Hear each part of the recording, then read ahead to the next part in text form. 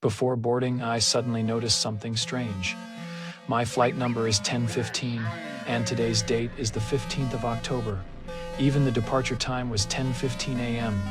These coincidences felt off, but I couldn't spot anything unusual. I asked the captain, Good flight today? No, very good. Welcome aboard. Thank you. and when I arrived at my seat, I found an MP3 player in the pocket of the seat in front of me. It was playing the eerie story of Flight 1015, the very flight I was on.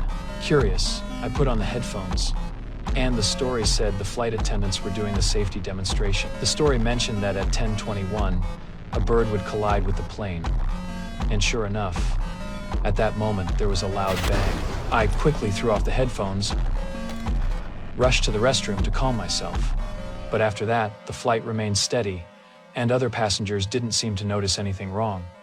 I started to doubt if it was just my imagination. I pressed the call button for the flight attendants, hoping to confirm whether the bird had really hit the plane. The attendant impatiently said that at this altitude, there were no birds, and I thought maybe the story had made me too sensitive. So I didn't ask any further. As soon as the attendant left, the man sitting behind me spoke up, saying he was certain a bird had hit the plane. It turned out he used to be a pilot. He was familiar with this kind of situation, and the crew usually didn't inform passengers about it. I got nervous again.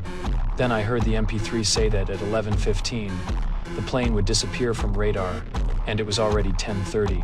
I began searching for clues to prevent the disaster. I noticed two passengers were looking at their phones, so I hurriedly asked them to turn them off, but they completely ignored me. Just as I was about to argue with them, the flight attendant came over and told me to return to my seat.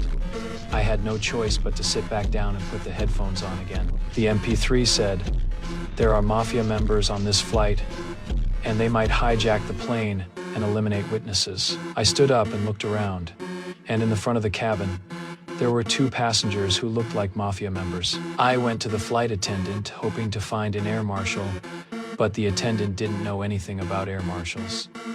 After thanking her, I returned to the cabin, sat next to the man. Suspecting he wasn't a pilot, but rather an air marshal, he denied it. And from his expression, it didn't seem like he was lying. When most of the passengers fell asleep, I decided to take matters into my own hands and try to prevent the disaster.